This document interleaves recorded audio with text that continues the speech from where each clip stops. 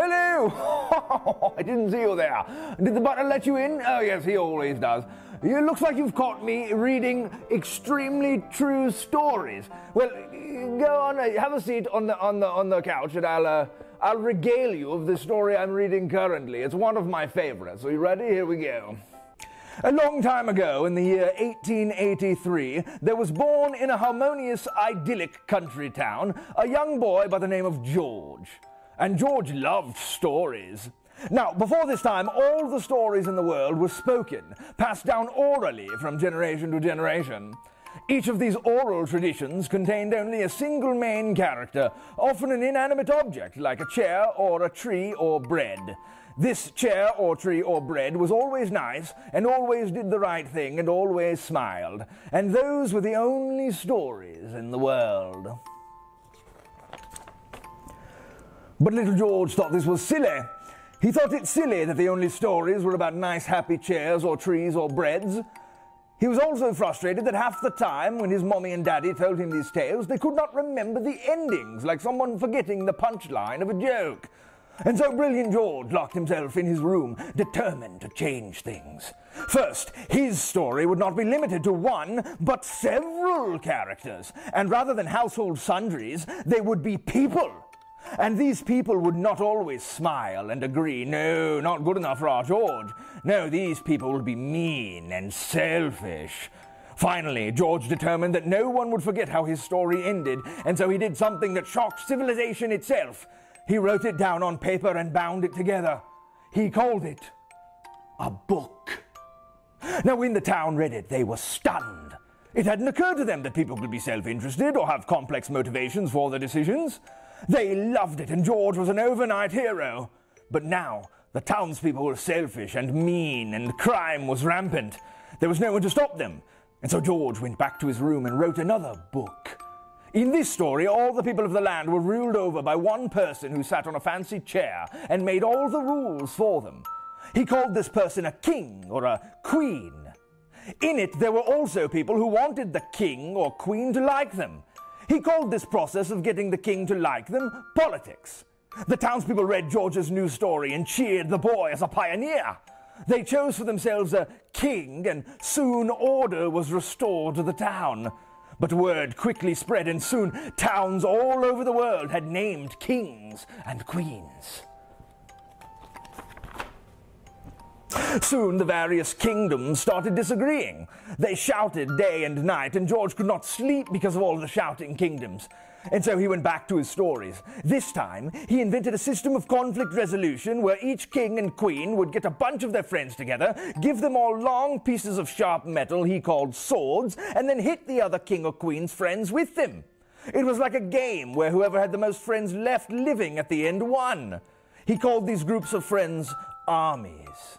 The townspeople were thrilled. They had never read a story where someone died, as George called it. Soon the kingdoms were throwing their armies at one another pretty regularly as a method of solving their disputes. But George was bored with kings and queens and swords. That was for little kids, and George was almost 12 by this point. No, he wanted a story about animals. He sat for days in his room with his pet dog Bernard, racking his brain for a fresh idea.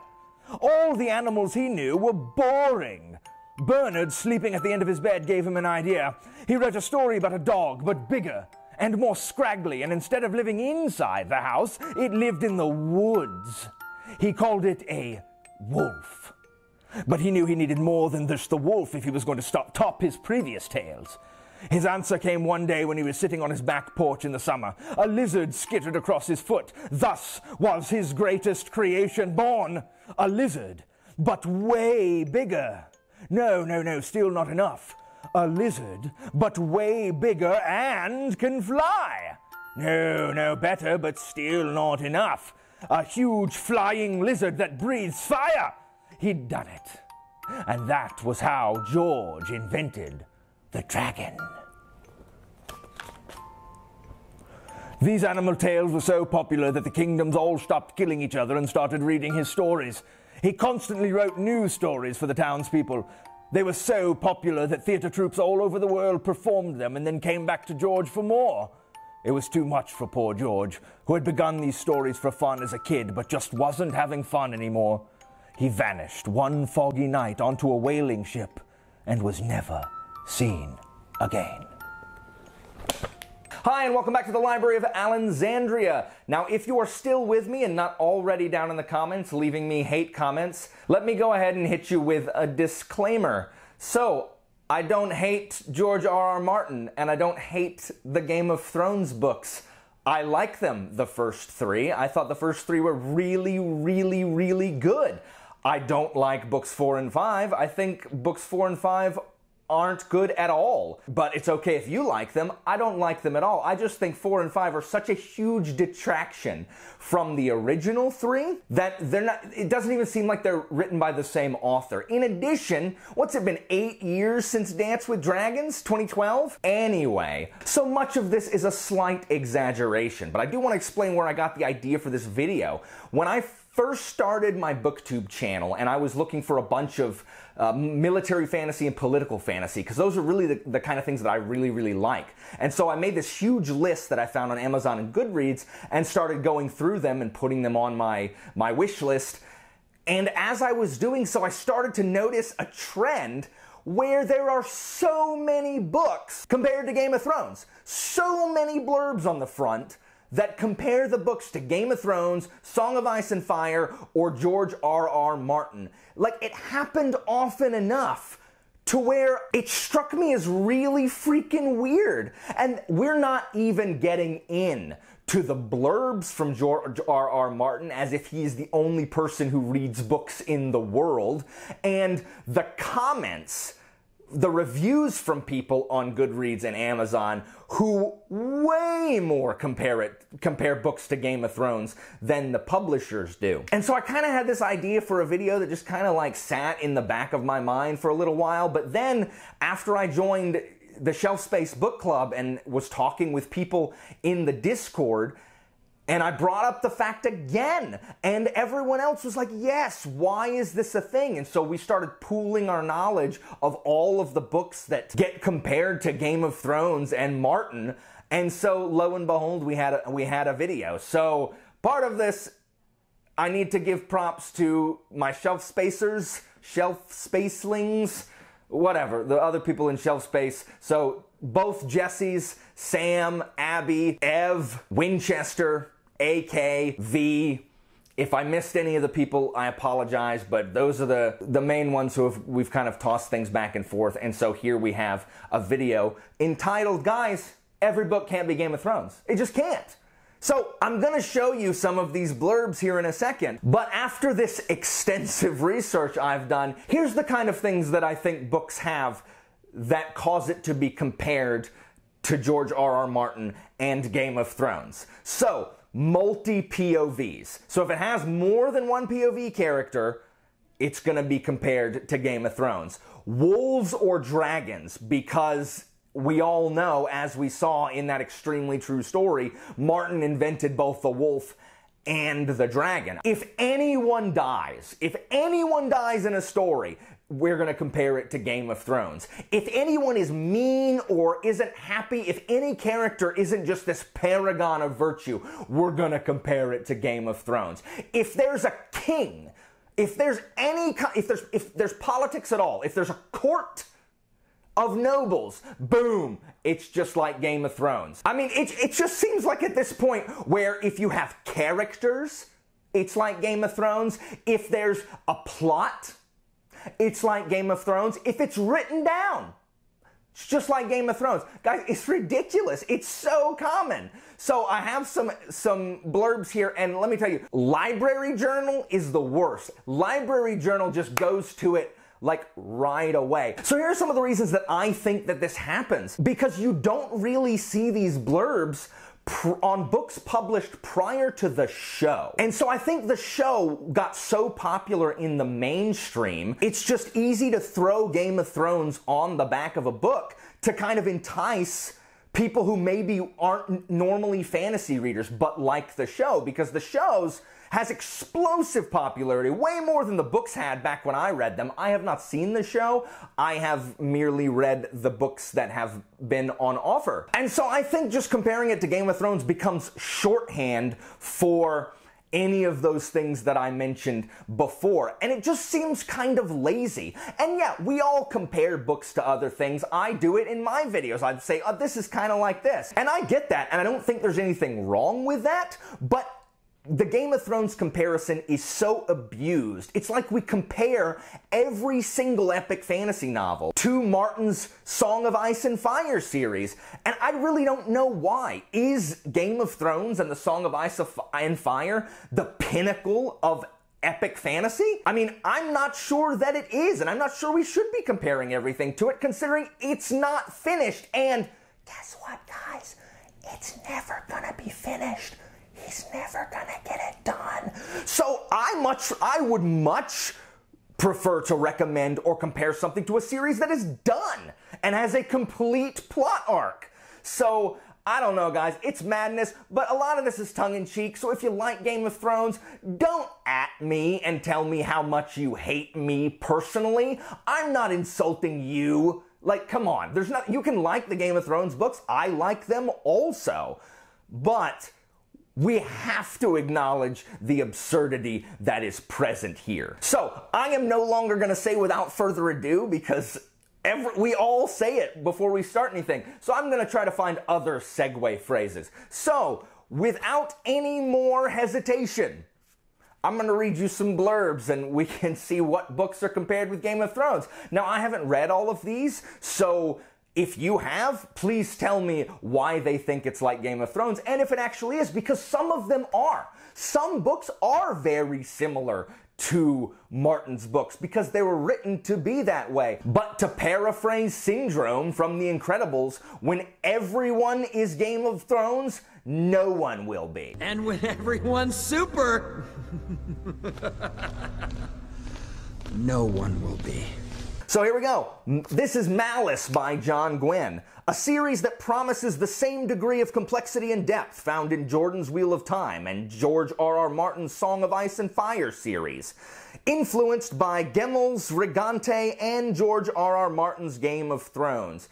So I think Malice is about people vying for power, kings vying for power. I've heard there's wolves in it.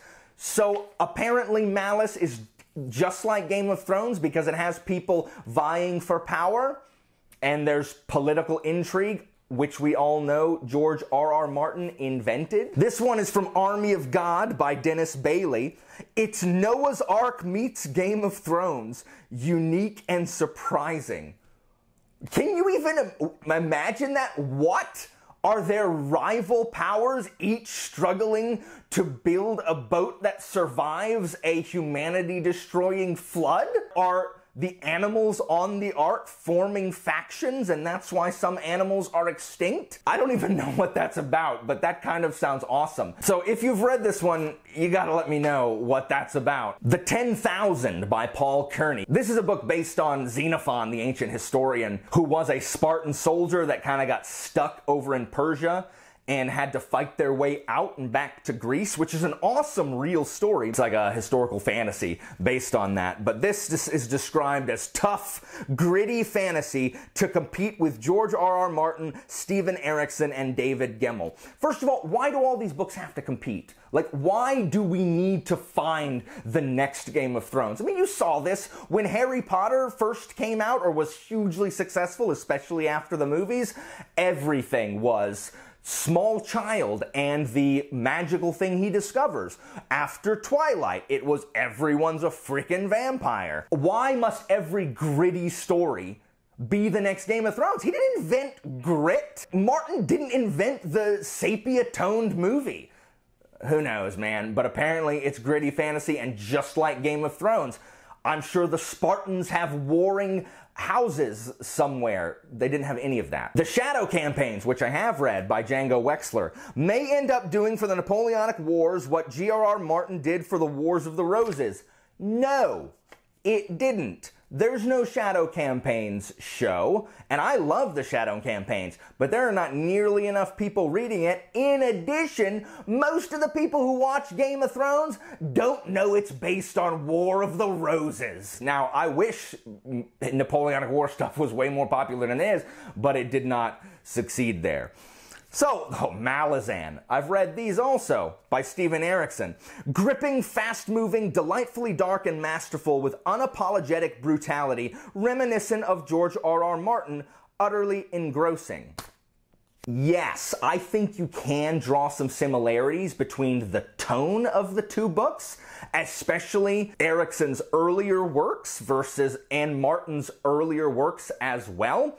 They do kind of have this gritty, militaristic feeling where they kill characters, but I don't think their writing style is comparable at all. I would never recommend Malazan to someone who's just read Game of Thrones. That is definitely a bait and switch. Game of Thrones is much, much more digestible read than is Erikson's stuff, and I think there's far less bloat in the first 3 Ice and Fire books than there is in the Malazan Book of the Fallen. Both good books, but Erikson's also has much more magic and much more like gods and stuff like that, while Martin's is much more grounded in kind of that political, realpolitik reality. So this is the problem with comparing everything to Game of Thrones. Like, someone who likes Game of Thrones is not necessarily going to like Malazan. I promise you. Burden of Power by Karen Hahn, a gripping medieval fantasy that readers are comparing to a cleaner Game of Thrones with characters they'd want to be friends with. I don't know how to describe this. A cleaner Game of Thrones with characters you'd want to be friends with. So, I don't know. I don't know what this is about. Maybe they go to each other's Animal Crossing island and, you know, drop boxes all over the place to try to drive them crazy and to abandon it so they can subsume their Animal Crossing New Horizons island. I don't know. Maybe they make a wall of, what are those things called? What are they called? The gyroids. Gyroids. A cleaner Game of Thrones with people you want to be friends with? At that point, it's nothing like Game of Thrones. Guys, you can't just have political stuff and call it Game of Thrones. You can't do it. Who knows? If you've read that, tell me why it's like Game of Thrones. The Collapsing Empire. This is a sci-fi by John Scalzi. Fans of Game of Thrones and Dune will enjoy this bawdy, brutal, and brilliant political adventure. Why? Why will I like this just because I like Game of Thrones? It's in freaking space. It's in space. How is that like Game of Thrones? It's nothing like that. It's in space. It's sci-fi. I'm so sorry this is just a complaining video. It's not, and it's insane how much, guys. I didn't even use all the ones I found. This is The Rose and the Thorn by Michael J. Sullivan. With less gore and a smaller cast of characters than George R.R. Martin's Song of Ice and Fire, but equally satisfying. Sullivan's epic fantasy will be gaining fans at exponential rates. If it has a smaller cast of characters and less gore, it's not like Game of Thrones, meaning there's no reason to make the comparison. You're saying that it's nothing like Game of Thrones, but you'll like it if you like Game of Thrones. Forged in Fire and Stars, there's a title, by Andrea Robertson. Game of Thrones meets An Ember in the Ashes in this action-packed fantasy from the internationally best-selling author of the Nightshade series. So I'm pretty sure that this one is like that because it has dragons.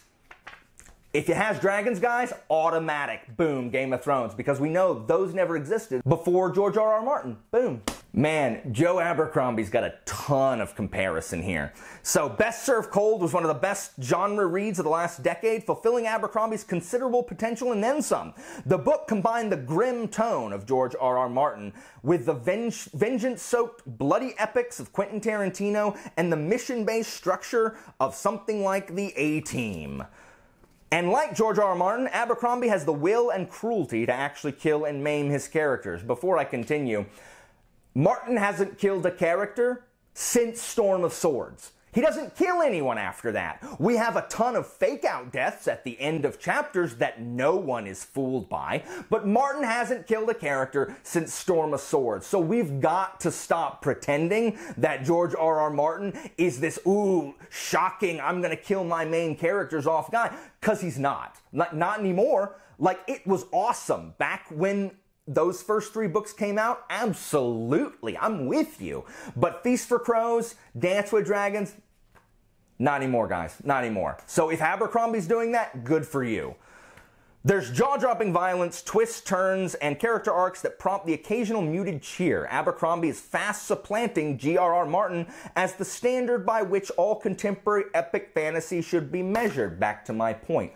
Why do we need to measure it against Martin? Like, why is he the gold standard for epic fantasy? Because I know a lot of people who don't like the Game of Thrones books. I know a lot of people who like the TV show, but who aren't going to read the books. So is the new thing to try to find and write epic fantasy that can then be filmed by HBO and turned into, you know, a multi-billion-dollar fandom? I mean, is that the goal? Are we now writing for the option for TV? If we are, I don't want to compare everything to that, guys. Watch, I will have 0 subscribers after this video comes out. Man, this was a dumb idea. Leviathan Wakes by James S.A. Corey. Guys, this is space again.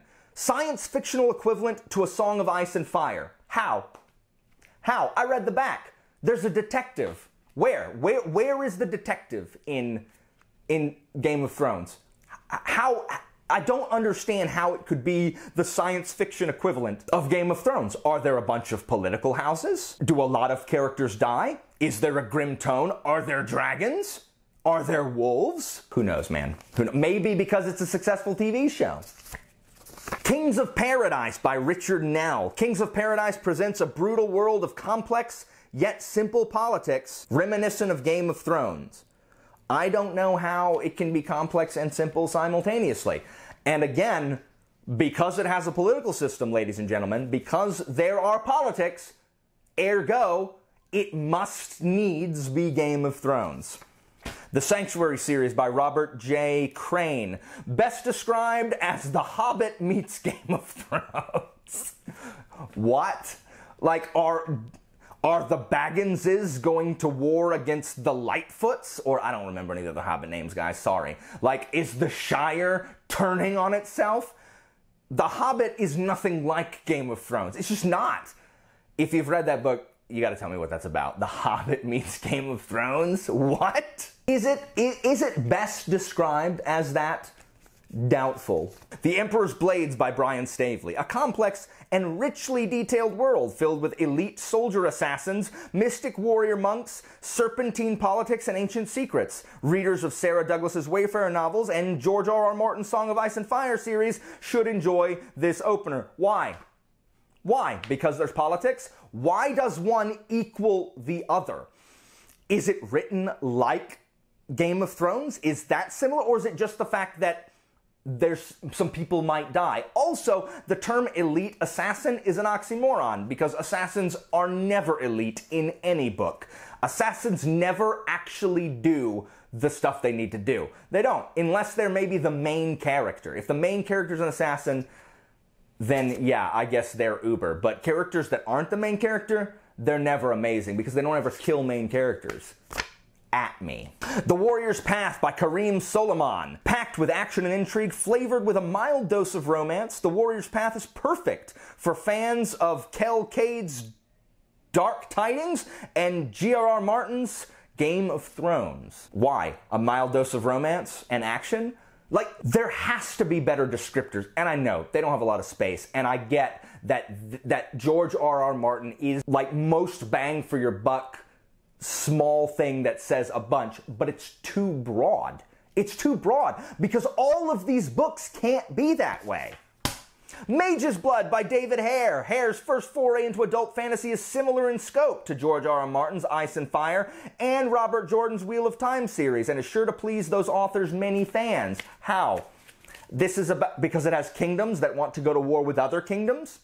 Because that seems to be the extent of Mage's Blood. I haven't read it, but there's a bridge that they cross and want to go to war with the other kingdoms. I bet some people die in it. Red Rising by Pierce Brown, y'all. Another one that takes place on Mars. A great debut. The author gathers a spread of elements together in much the same way George R.R. Martin does. So, including a number of different things now makes it like Game of Thrones? So you have more than one key facet, and suddenly you're George R.R. Martin. A story of vengeance, warfare, and the quest for power, reminiscent of the Hunger Games and Game of Thrones.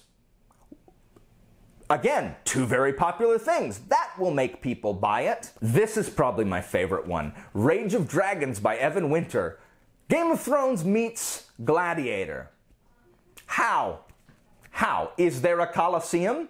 Does anything with a Colosseum suddenly become just like Gladiator? Because I know for a fact that the third book of Babel, the Hod King, even though I haven't read it, has a Colosseum. I'm never going to compare one of the books with Thomas Senlin to Gladiator. Like, a Colosseum doesn't make it Gladiator. So are they comparing it to Gladiator because some guy wants revenge? Martin didn't invent that, and neither did Russell Crowe and Ridley Scott, is that who directed Gladiator? They didn't invent that. Like, the Count of Monte Cristo, 100 years before, or 200 years before, whenever Count of Monte Cristo was written. Like, that's a revenge tale. Why don't we compare it to that instead of Gladiator? And Game of Thrones, how? Like, because there's an army? I don't know. If you've read Rage of Dragons, tell me why it's exactly like Game of Thrones. Some good ones on this one. The Priory of the Orange Tree by Samantha Shannon. An epic feminist fantasy, perfect for fans of Game of Thrones. I'm not sure there's anything feminist about Game of Thrones. So a feminist fantasy is, I don't think those things can equate. And then this one is one of my favorite comments. An intricately realized and feminist fantasy. One might even be tempted to dub Samantha Shannon the female George R.R. Martin. Couple things with that. The reviewer isn't actually calling her the female George R.R. Martin. Instead, they're doing that thing where when you see people on Facebook like post crap that is out there, like on both sides, and it's definitely not true, but they post it, and they post it with things like, or makes you think, that kind of stuff, which is them putting it out there saying that I believe this nonsense, while at the same time having plausible deniability because they're not actually coming out and saying it. That's what she's doing. She's definitely saying Samantha Shannon is the next George R.R. Martin. And why? Because there's dragons? Maybe because she'll never finish a series. Who knows? I haven't read it, but I've heard that it's good. But again, I can only go off of what this is. Is it like Game of Thrones, guys? And is it just because there's dragons? Dagger's Path by Daniel Abraham. I like Daniel Abraham. A compelling, emotionally brutal, and edgy fantasy that's genuinely worthy of comparison with genre heavyweights like George R.R. Martin. If I was an author, that would frustrate me. Like, as authors, do you want to be in the looming shadow of Martin your whole career? Like, don't you want to kind of break out and be known for being Daniel Abraham? Like, you write good stories, not that you write good stories like George R.R. Martin. I wouldn't want that shadow looming over me, but I understand that the blurb makes you sell more books. Fallen Kingdoms by Morgan Rhodes.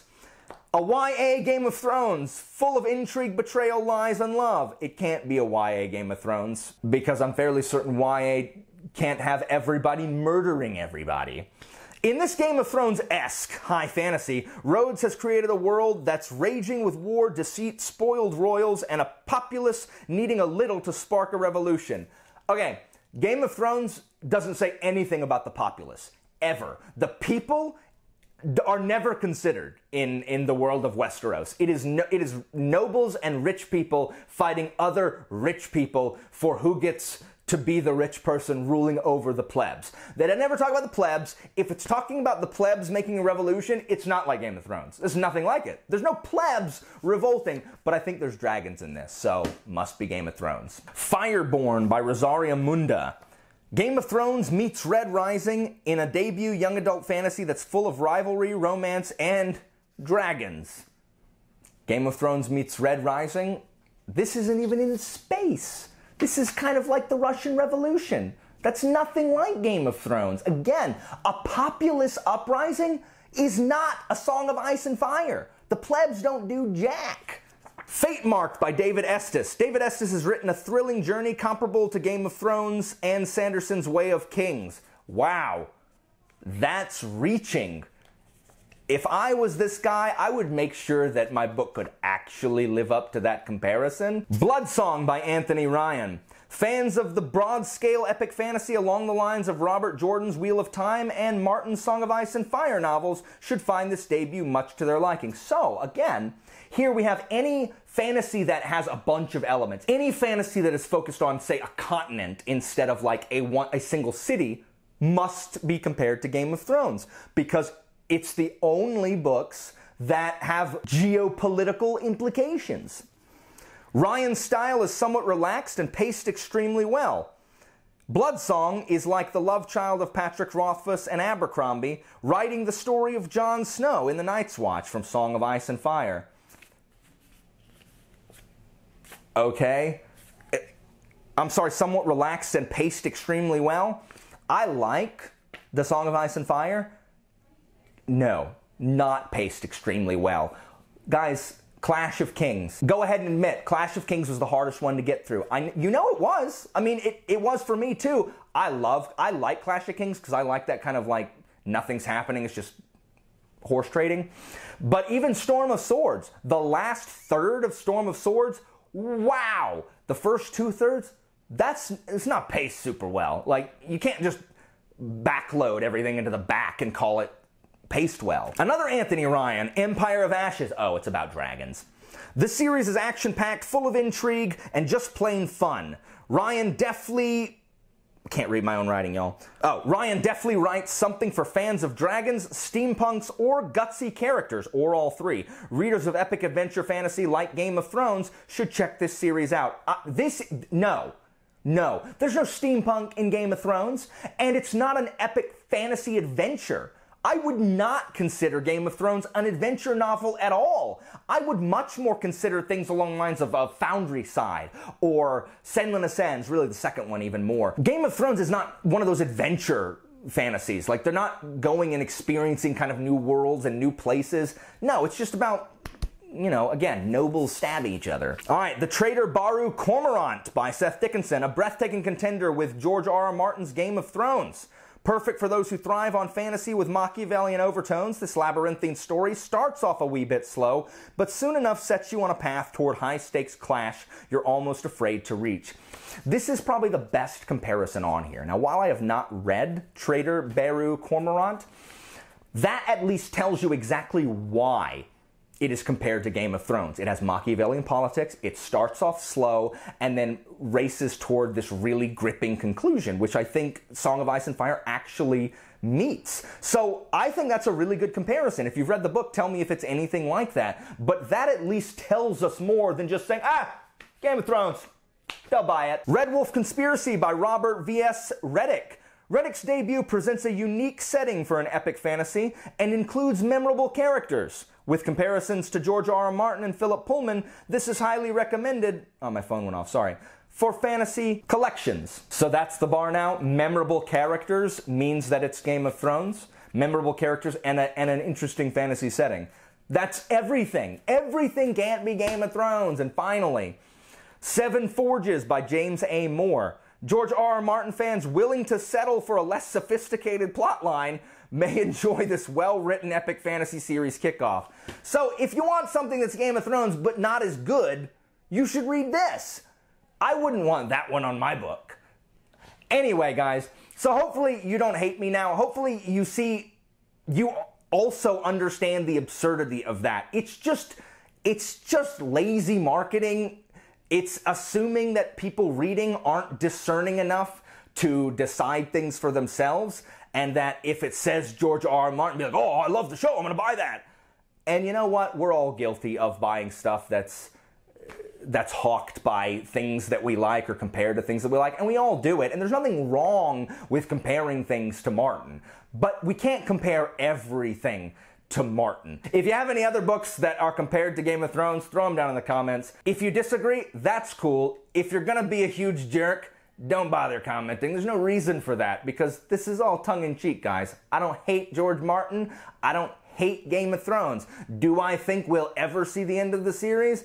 No. No, I don't. Will I read Wolves of Winter?